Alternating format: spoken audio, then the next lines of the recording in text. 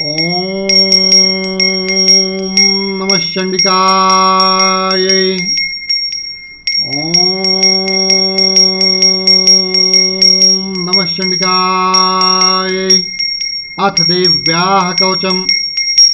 ओम चंडिका देवी को नमस्कार है। मार्कंडेय जी ने कहा, पितामह, जो इस संसार में परम गोपनीय तथा मनुष्य की सब प्रकार से रक्षा करने वाला है और जो अब तक आपने दूसरे किसी के सामने प्रकट नहीं किया हो, ऐसा कोई साधन मुझे बताइए। ब्रह्मा जी बोले, ब्राह्मण, ऐसा साधन तो एक देवी का कवच ही है, जो गोपनीय से भी परम गोपनीय, पवित्र तथा संपूर्ण प्राणियों का उपकार करने वाला है। महामुने, उसे श्रवण करो। देवी की 9 मूर्तियां हैं, जिन्हें 9 दुर्गा कहते हैं। उनके पृथक पृथक नाम बतलाए जाते हैं। प्रथम नाम शैलपुत्री है, दूसरी मूर्ति का नाम ब्रह्मचारिणी है, तीसरा स्वरूप चंद्रघंटा के नाम से प्रसिद्ध है, चौथी मूर्ति को कूष्मांडा कहते हैं, पांचवी दुर्गा का नाम स्कंद माता है, देवी के छठे रूप को कात्यायनी कहते हैं, सातवां कालरात्रि और आठवां स्वरूप महागौरी के नाम से प्रसिद्ध है। नौवीं दुर्गा का नाम सिद्धिदात्री है। ये सब नाम सर्वज्ञ महात्मा वेद भगवान के द्वारा ही प्रतिपादित हुए हैं।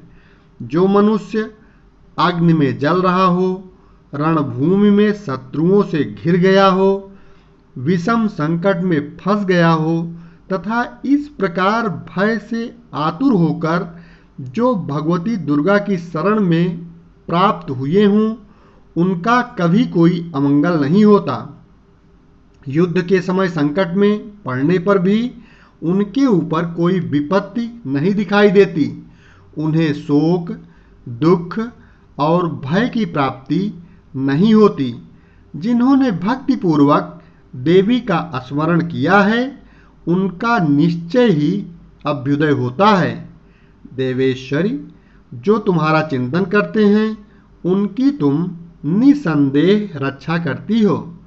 चामुंडा देवी प्रेत पर आरूढ़ होती हैं, वाराही भैंसे पर सवारी करती हैं, ऐन्द्री का वाहन ऐरावत हाथी है, वैष्णवी देवी गरुड़ पर ही आसन जमाती हैं, माहेश्वरी वृषभ पर आरूढ़ होती हैं, कंवारी का वाहन मयूर है। भगवान विष्णु की प्रियतमा लक्ष्मी देवी कमल के आसन पर विराजमान हैं और हाथों में कमल धारण किए हुए हैं। वृषभ पर आरूढ़ ईश्वरी देवी ने श्वेत रूप धारण कर रखा है। ब्राह्मी देवी हंस पर बैठी हुई हैं और सब प्रकार के आभूषणों से विभूषित हैं। इस प्रकार ये सभी माताएं सब प्रकार की योग शक्तियों से संपन्न हैं। इनके सिवा और भी बहुत सी देवियां हैं, जो अनेक प्रकार के आभूषणों की शोभा से युक्त तथा नाना प्रकार के रत्नों से सुशोभित हैं। ये संपूर्ण देवियां क्रोध में भरी हुई हैं और भक्तों की रक्षा के लिए रथ पर बैठी दिखाई देती हैं। ये शंख, चक्र, गदा, शक्ति, हल और मूसल, खेटक और तोमर, परशु तथा पाश, कुंत और त्रिशूल एवं उत्तम सारंग, धनुष आदि अस्त्र शस्त्र अपने हाथों में धारण करती हैं। दैत्यों के शरीर का नाश करना, भक्तों को अभयदान देना और देवताओं का कल्याण करना, यही उनके शस्त्र धारण का उद्देश्य है। कवच आरंभ करने से पहले इस प्रकार प्रार्थना करनी चाहिए। महान रौद्र रूप, अनंत घोर पराक्रम, महान बल और महान उत्साह वाली देवी, तुम महान भय का नाश करने वाली हो। तुम्हें नमस्कार है। तुम्हारी ओर देखना भी कठिन है। शत्रुओं का भय बढ़ाने वाली जगदम्बिके मेरी रक्षा करो। पूर्व दिशा में ऐन्द्री इंद्र शक्ति मेरी रक्षा करें।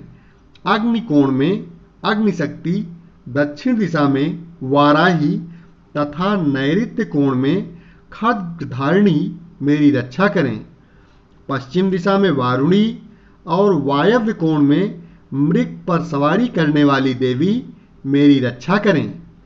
उत्तर दिशा में कौमारी और ईशान कोण में शूलधारिणी देवी रक्षा करें।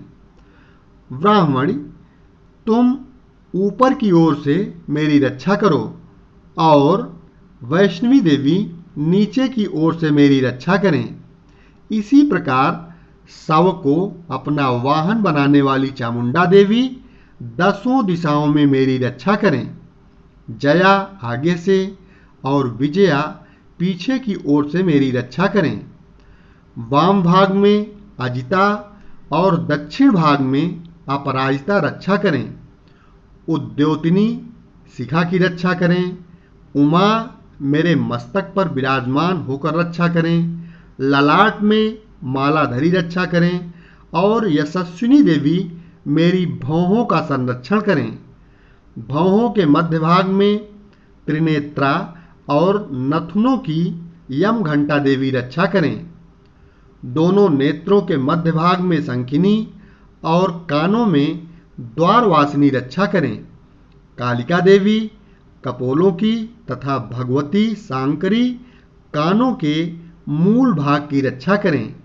नासिका में सुगंधा और ऊपर के ओंठ में चर्चिका देवी रक्षा करें। नीचे के ओंठ में अमृत कला तथा जिह्वा में सरस्वती देवी रक्षा करें। कौमारी दांतों की और चंडिका कंठ प्रदेश की रक्षा करें। चित्रघंटा गले की, घाटी की और महामाया तालु में रहकर रक्षा करें। कामाक्षी ठोड़ी की और सर्वमंगला मेरी वाणी की रक्षा करें। भद्रकाली ग्रीवा में और धनुर्धरी पृष्ठवंश यानी मेरुदंड में रहकर रक्षा करें। कंठ के बाहरी भाग में नीलग्रीवा और कंठ की नली में नलकूबरी रक्षा करें। दोनों कंधों में खड्गिनी और मेरी दोनों भुजाओं की वज्रधारिणी रक्षा करें। दोनों हाथों में दंडिनी और अंगुलियों में अंबिका रक्षा करें। शूलेश्वरी नखों की रक्षा करें। कुलेश्वरी कुछ यानी पेट में रहकर रक्षा करें। महादेवी दोनों स्तनों की और शोक विनाशिनी देवी मन की रक्षा करें। ललिता देवी हृदय में और शूलधारिणी उदर में रहकर रक्षा करें। नाभि में कामिनी और गुह्य भाग की गुह्येश्वरी रक्षा करें। पूतना और कामिका लिंग की और महिषवाहिनी गुदा की रक्षा करें। भगवती कटिभाग में और विंध्यवासिनी घुटनों की रक्षा करें। संपूर्ण कामनाओं को देने वाली महाबला देवी दोनों पिंडलियों की रक्षा करें। नारसिंगी दोनों खुट्टियों की और तैसी देवी दोनों चरणों के पृष्ठभाग की रक्षा करें। श्रीदेवी पैरों की, अंगुलियों में और तलवासिनी पैरों के तालुओं में रहकर रक्षा करें। अपनी दाढ़ों के कारण भयंकर दिखाई देने वाली दंष्ट्राकराली देवी नखों की और ऊर्ध्वकेशिनी देवी केशों की रक्षा करें। रोमावलियों के छिद्रों में कौबेरी और त्वचा की वागीश्वरी देवी रक्षा करें। पार्वती देवी रक्त, मज्जा, वसा, मांस, हड्डी और मेद की रक्षा करें। आंतों की कालरात्रि और पित्त की मुक्तेश्वरी रक्षा करें। मूलाधार आदि कमल कोशों में पद्मावती देवी और कफ में चूड़ामणि देवी स्थित होकर रक्षा करें। नख के तेज की ज्वालामुखी रक्षा करें, जिसका किसी भी अस्त्र से भेदन नहीं हो सकता। वह अभेद्या देवी शरीर की समस्त संधियों में रहकर रक्षा करें। ब्रह्माणी, आप मेरे वीर की रक्षा करें। छत्रेश्वरी, छाया की तथा धर्मधारिणी देवी मेरे अहंकार, मन और बुद्धि की रक्षा करें। हाथ में वज्र धारण करने वाली वज्रहस्त्रा देवी मेरे प्राण, अपान, व्यान, उदान और समान वायु की रक्षा करें। कल्याण से शोभित होने वाली भगवती कल्याण शोभना मेरे प्राण की रक्षा करें। रस, रूप, गंध, शब्द और स्पर्श, इन विषयों का अनुभव करते समय योगिनी देवी रक्षा करें तथा सत्वगुण, रजोगुण और तमोगुण की रक्षा सदा नारायणी देवी करें। वाराही आयु की रक्षा करें। वैष्णवी धन की रक्षा करें। वैष्णवी धर्म की रक्षा करें तथा चक्रिणी चक्र धारण करने वाली देवी यश, कीर्ति, लक्ष्मी, धन तथा विद्या की रक्षा करें। इंद्राणी, आप मेरे गोत्र की रक्षा करें। चंडिके, तुम मेरे पशुओं की रक्षा करो। महालक्ष्मी, पुत्रों की रक्षा करें और भैरवी पत्नी की रक्षा करें। मेरे पथ की सुपथा तथा मार्ग की क्षेमकरी रक्षा करें। राजा के दरबार में महालक्ष्मी रक्षा करें तथा सब ओर से व्याप्त रहने वाली विजया देवी संपूर्ण भयों से मेरी रक्षा करें।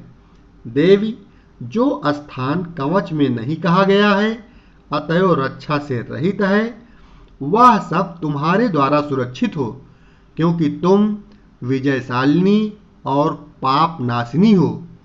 यदि अपने शरीर का भला चाहें तो मनुष्य बिना कवच के कहीं एक पग भी न जाएं। कवच का पाठ करके ही यात्रा करें। कवच के द्वारा सब ओर से सुरक्षित मनुष्य जहां जहां भी जाता है वहां वहां उसे धन लाभ होता है तथा संपूर्ण कामनाओं की सिद्धि करने वाली विजय की प्राप्ति होती है। वह जिस जिस अभीष्ट वस्तु का चिंतन करता है उसको निश्चय ही प्राप्त कर लेता है। वह पुरुष इस पृथ्वी पर तुलना रहित महान ऐश्वर्य का भागी होता है। कवच से सुरक्षित मनुष्य निर्भय हो जाता है। युद्ध में उसकी पराजय नहीं होती तथा वह तीनों लोकों में पूजनीय होता है। देवी का यह कवच देवताओं के लिए भी दुर्लभ है। जो प्रतिदिन नियम पूर्वक तीनों संध्याओं के समय श्रद्धा के साथ इसका पाठ करता है उसे दैवी कला प्राप्त होती है तथा वह तीनों लोकों में कहीं भी पराजित नहीं होता। इतना ही नहीं, वह अपमृत्यु से रहित हो 100 से भी अधिक वर्षों तक जीवित रहता है। मकड़ी, चेचक और कोढ़ आदि उसकी संपूर्ण व्याधियां नष्ट हो जाती हैं। कनेर, भांग, अफीम, धतूरे आदि का अस्थावर विष, सांप और बिच्छू आदि के काटने से चढ़ा हुआ जंगम विष तथा अहिफेन और तेल के संयोग आदि से बनने वाला कृत्रिम विष, ये सभी प्रकार के विष दूर हो जाते हैं। उसका कोई असर नहीं होता। इस पृथ्वी पर मारण, मोहन आदि जितने आभिचारिक प्रयोग होते हैं तथा इस प्रकार के जितने मंत्र यंत्र होते हैं वे सब इस कवच को हृदय में धारण कर लेने पर उस मनुष्य को देखते ही नष्ट हो जाते हैं।